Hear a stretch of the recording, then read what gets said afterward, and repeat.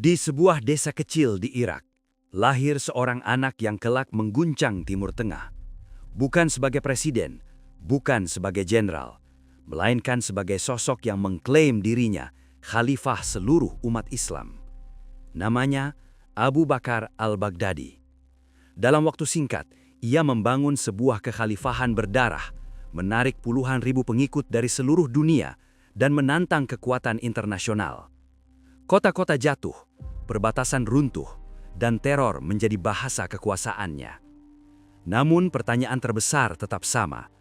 Bagaimana seorang mahasiswa studi Islam, seorang pengajar masjid, berubah menjadi pemimpin organisasi teroris paling brutal abad ini?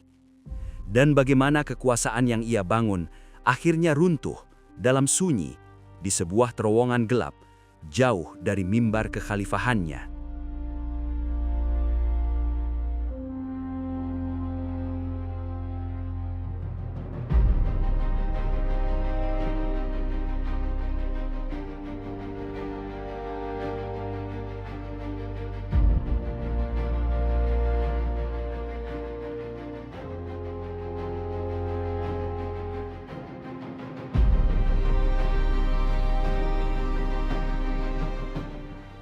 Abu Bakar al-Baghdadi lahir pada 28 Juli 1971 di sebuah wilayah dekat kota Samara, Irak Tengah.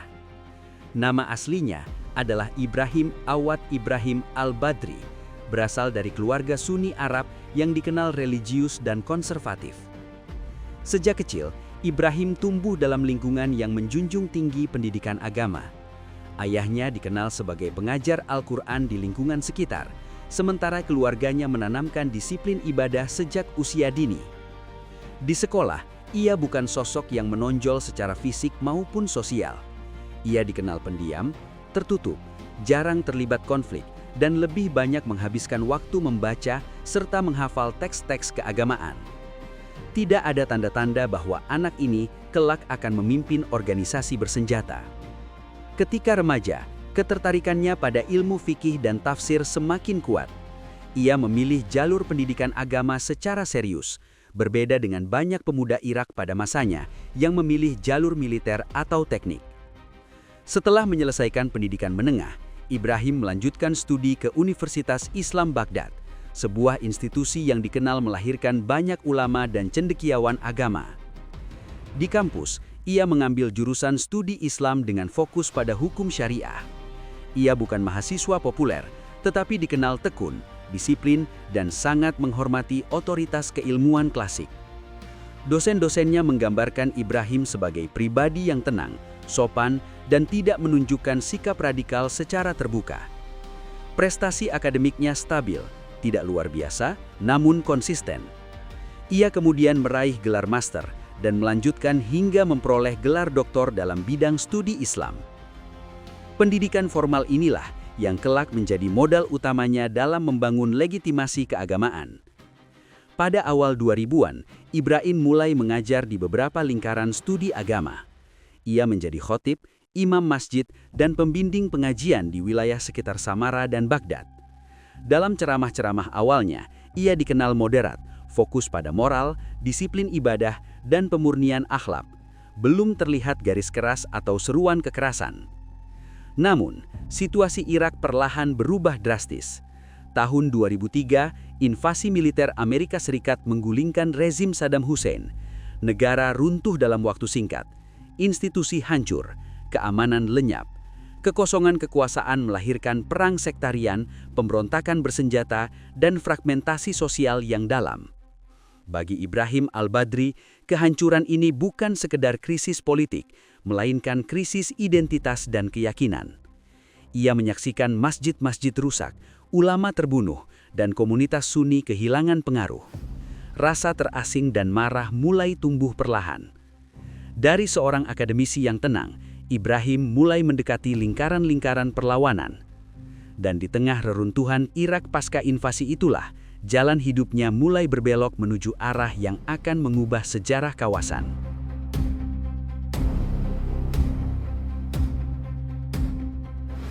Setelah invasi Amerika Serikat mengguncang Irak pada tahun 2003, negara itu berubah menjadi medan kekacauan. Tentara dibubarkan, institusi runtuh, dan konflik sektarian mulai menyebar di hampir seluruh wilayah. Di tengah situasi inilah, Ibrahim Al-Badri mulai meninggalkan dunia akademik yang selama ini ia jalani. Awalnya, ia tidak langsung terjun ke perlawanan bersenjata. Ia lebih banyak bergerak di lingkaran dakwah bawah tanah, memberikan pengajian tertutup, dan membangun jaringan keagamaan di kalangan pemuda Sunni yang frustasi oleh kekalahan politik mereka. Namun lambat laun, aktivitas ini berubah arah. Ibrahim mulai mendekati kelompok-kelompok perlawanan yang terbentuk secara spontan di berbagai kota. Ia ikut mendirikan sebuah organisasi kecil bernama Jamaat Jaish Ahl As-Sunnah Wal Jamaah. Di dalam kelompok ini, ia tidak ditugaskan sebagai pejuang. Ia justru ditempatkan sebagai kepala komite syariah. Tugasnya bukan menyerang, melainkan merumuskan justifikasi agama. Ia menulis fatwa internal, menyusun pedoman jihad, dan menentukan mana operasi yang dianggap sah menurut interpretasi kelompok. Disinilah perannya sebenarnya mulai terbentuk. Perannya bukan berada di medan tempur. Ia jarang memimpin serangan. Ia jarang terlihat membawa senjata, namun pengaruhnya perlahan melampaui para komandan lapangan. Karena di dunia kelompok bersenjata, siapa yang menguasai tafsir agama, menguasai arah gerakan. Tahun 2006, kelompoknya bergabung ke dalam sebuah koalisi yang lebih besar, Dewan Syuro Mujahidin. Koalisi ini menyatukan berbagai faksi bersenjata Sunni yang ingin membangun struktur negara tandingan di Irak. Tak lama kemudian, Dewan Syuro Mujahidin mendeklarasikan organisasi baru, Negara Islam Irak. Bagi banyak pihak, ini bukan sekedar kelompok militan, melainkan proyek politik jangka panjang. Dalam struktur baru ini, Ibrahim Al-Badri menempati posisi strategis, pengawas umum Komite Syariah dan anggota Dewan Konsultatif tertinggi.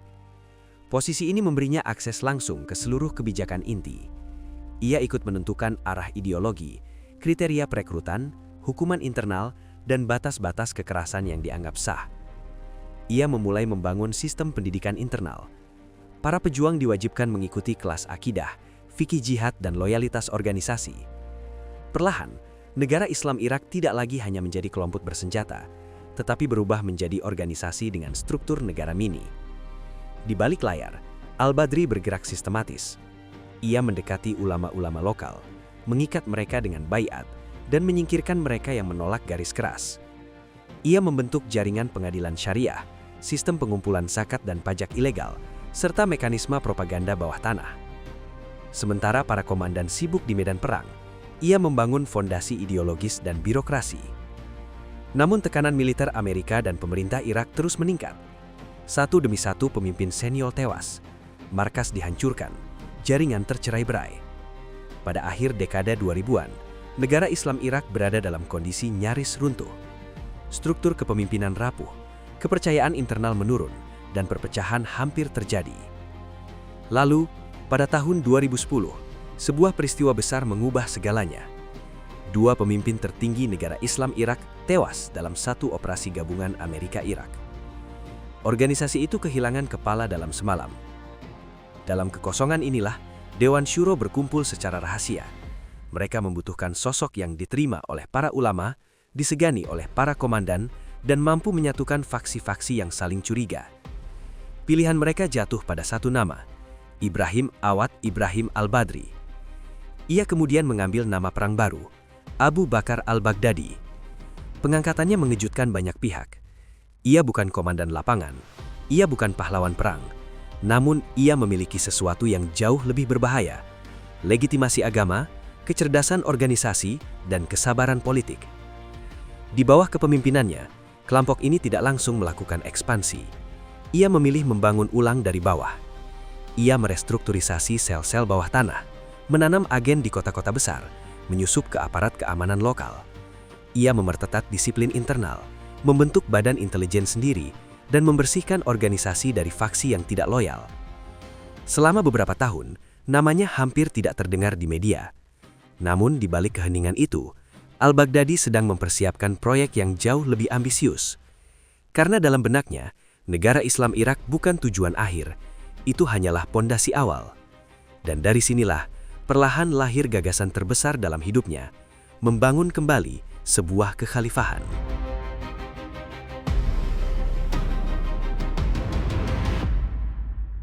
Memasuki tahun 2013, peta konflik Timur Tengah berubah drastis. Di Suriah, perang saudara meledak hebat. Rezim Bashar al-Assad terdesak, wilayah perbatasan runtuh, dan kekosongan kekuasaan kembali terbuka lebar. Bagi Abu Bakar al-Baghdadi, ini bukan sekedar perang regional, melainkan kesempatan sejarah. Ia mengirim pasukan dari Irak menyeberang ke Suriah, membentuk cabang baru, merekrut ribuan pejuang asing, dan menyatukan jaringan lama dengan medan perang baru. Nama organisasinya pun berubah, Negara Islam Irak dan Syam, atau yang dunia kenal sebagai ISIS. Dalam waktu singkat, ISIS bergerak jauh lebih agresif dibanding kelompok jihad lain. Mereka tidak hanya menyerang militer, tetapi juga merebut kota, menguasai desa, dan membangun pemerintahan sendiri. Tahun 2014 menjadi titik balik besar. Pada bulan Juni, pasukan ISIS menyerbu kota Mosul, kota terbesar kedua di Irak. Tentara pemerintah runtuh hampir tanpa perlawanan. Gudang senjata jatuh ke tangan militan. Bank-bank dijarah, dan ratusan juta dolar mengalir ke kas organisasi. Dalam hitungan minggu, ISIS menguasai wilayah seluas beberapa negara kecil. Mereka mengendalikan perbatasan, ladang minyak, jalur perdagangan, dan kota-kota strategis. Dan pada 29 Juni 2014, Abu Bakar al-Baghdadi mengambil langkah paling berani dalam hidupnya. Melalui sebuah pernyataan resmi, ISIS mengumumkan berdirinya sebuah negara baru, negara Islam. Kata Irak dan Syam dihapus. Ambisi mereka kini berskala global, dan al-Baghdadi menyebut dirinya Khalifah Ibrahim. Dengan satu deklarasi, ia tidak lagi mengklaim memimpin sebuah kelompok, melainkan mengklaim memimpin seluruh umat Islam di dunia. Beberapa hari kemudian, sebuah video dirilis. Di dalam Masjid Agung Al-Nuri, Mosul, seorang pria berjubah hitam berdiri di mimbar. Untuk pertama kalinya, dunia melihat langsung wajah pemimpin ISIS. Dalam pidatonya, al-Baghdadi berbicara tenang, terukur, dan penuh simbol sejarah. Ia menyebut dirinya sebagai pemimpin kaum muslimin. Ia menyerukan bayat massal, dan ia mengajak umat Islam di seluruh dunia untuk hijrah ke wilayah kekuasaannya. Pidato itu menjadi alat propaganda paling kuat dalam sejarah jihad modern. Dalam hitungan bulan, ribuan orang dari Timur Tengah, Eropa, Asia, hingga Amerika Utara meninggalkan negaranya dan bergabung dengan ISIS. Para dokter, insinyur, mahasiswa, hingga mantan kriminal, semua datang dengan satu keyakinan. Mereka sedang membangun sebuah negara Islam baru. Di wilayah yang dikuasainya, ISIS membangun struktur pemerintahan lengkap. Mereka membentuk kementerian, pengadilan, polisi agama, kantor pajak, dan sistem pendidikan sendiri. Hukum syariah diterapkan secara ekstrim. Hukuman cambuk dilakukan di alun-alun. Amputasi tangan dipertontonkan. Dan eksekusi publik dijadikan alat teror sekaligus propaganda. Di puncak kekuasaannya, wilayah ISIS membentang dari Irak Barat hingga Suriah Timur Laut. Mereka menguasai jutaan penduduk, mengelola ladang minyak, dan menghasilkan pendapatan ratusan juta dolar per tahun. Namun, kejayaan ini berdiri di atas fondasi yang rapuh. Sejak awal, klaim kekhalifahan al-Baghdadi menuai penolakan luas. Mayoritas ulama dunia Islam menyatakan deklarasi itu tidak sah, tidak ada musyawarah umat, tidak ada legitimasi internasional, dan metode kekerasan ISIS dianggap bertentangan dengan prinsip dasar Islam. Bahkan, kelompok jihad besar seperti Al-Qaeda menolak bayat kepada al-Baghdadi. Perseteruan terbuka pun terjadi antara sesama kelompok ekstremis. Bagi banyak pihak, al-Baghdadi bukan khalifah, melainkan simbol ekstremisme modern. Seorang pemimpin yang memadukan ideologi agama, ambisi politik, dan kekerasan sistematis. Dan ketika dunia akhirnya menyadari ancaman nyata yang ia bangun, sebuah koalisi internasional mulai terbentuk. Karena puncak kekuasaan al-Baghdadi juga menandai awal dari kehancurannya.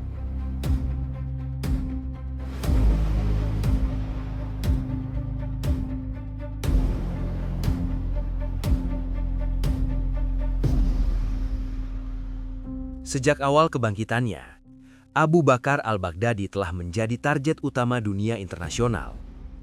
Pada tahun 2011, Departemen Luar Negeri Amerika Serikat secara resmi menetapkannya sebagai teroris global paling dicari. Hadiah sebesar 10 juta dolar diumumkan bagi siapapun yang dapat memberikan informasi tentang lokasi, jaringan, atau pergerakannya.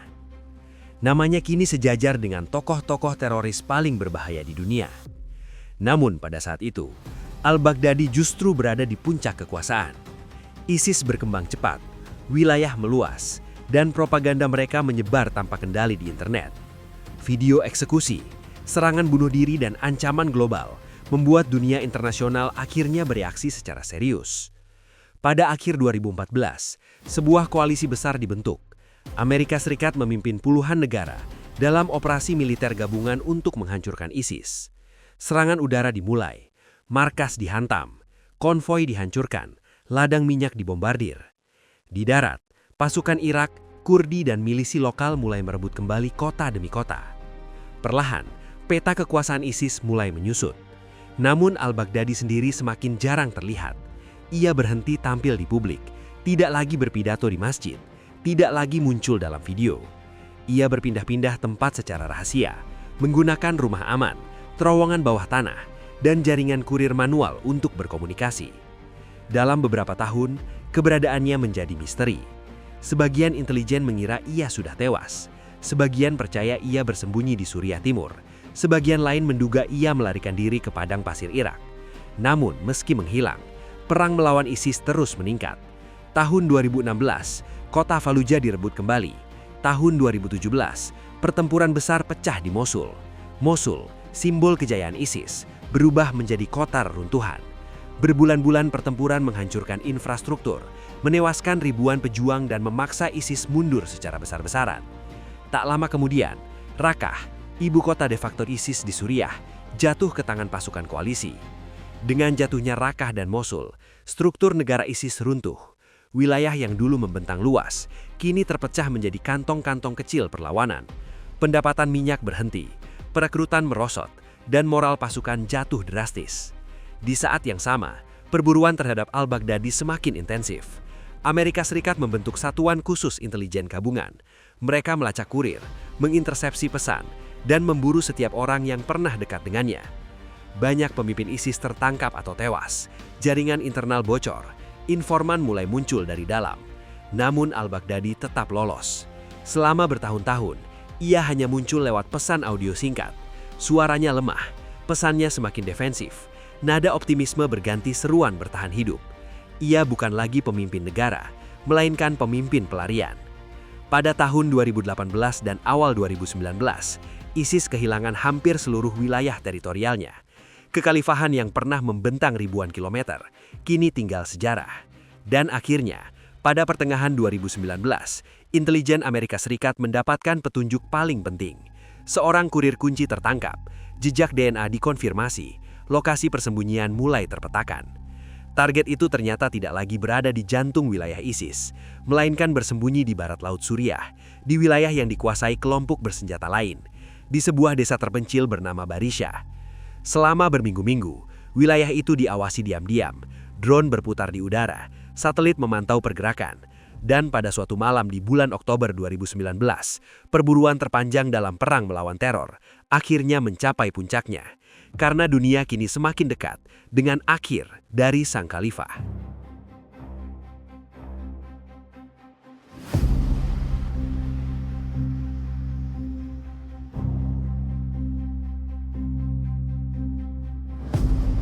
Menjelang akhir tahun 2019, Abu Bakar al-Baghdadi bukan lagi pemimpin sebuah negara.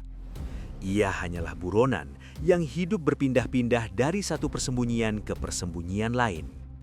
Wilayah ISIS telah runtuh hampir seluruhnya. Pasukan tercerai-berai, jaringan komunikasi hancur. Dan untuk pertama kalinya sejak bertahun-tahun, lingkar perlindungannya mulai bocor. Intelijen Amerika Serikat berhasil menangkap salah satu kurir terdekatnya. Dari pria inilah, potongan demi potongan informasi dikumpulkan. Jejak komunikasi dianalisis, rute pelarian dipetakan, sampel DNA dikonfirmasi. Perlahan, lokasi persembunyian sang khalifah mulai terungkap. Ternyata, al-Baghdadi tidak lagi bersembunyi di wilayah inti ISIS. Ia justru memilih sebuah desa terpencil di barat laut Suriah, dekat perbatasan Turki. Wilayah ini bernama Barisha. Wilayah ini berada di bawah pengaruh kelompok bersenjata lain, bukan wilayah resmi ISIS. Sebuah pilihan beresiko, namun dianggap cukup aman dari pengawasan koalisi internasional. Selama berminggu-minggu, rumah persembunyian itu diawasi tanpa disadari penghuninya. Drone berputar di udara malam, satelit memantau pergerakan kendaraan, dan agen lapangan memetakan setiap pintu, lorong, dan jalur pelarian. Di Washington, Presiden Donald Trump menerima laporan langsung. Operasi ini dianggap sebagai salah satu misi paling berisiko sejak penangkapan Osama bin Laden.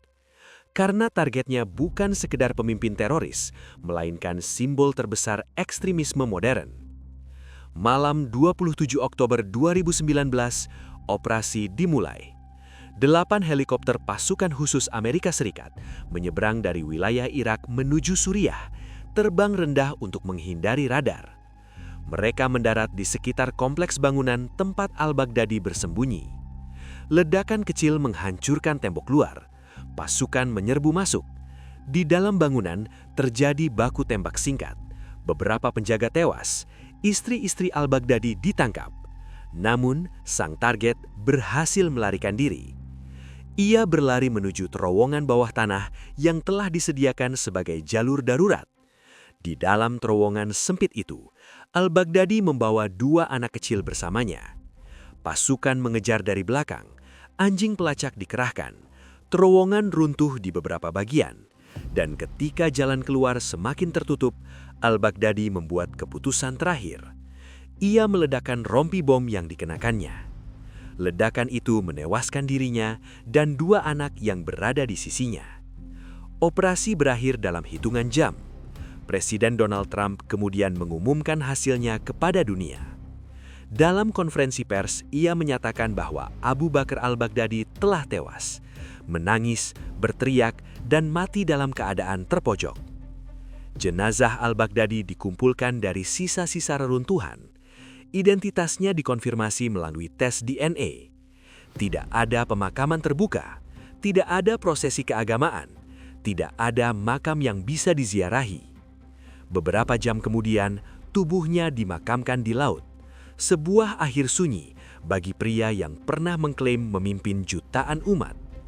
Beberapa hari setelah kematiannya, ISIS mengumumkan pemimpin baru. Namun, dunia telah berubah. Wilayah kekuasaan telah hilang, pendanaan terputus, jaringan tercerai-berai. Kekhalifahan yang pernah menggetarkan dunia tidak pernah bangkit kembali seperti sebelumnya. Abu Bakar al-Baghdadi yang pernah berdiri di mimbar Mosul sebagai khalifah, kini berakhir di terowongan gelap, tanpa makam, tanpa kehormatan, dan tanpa warisan kejayaan.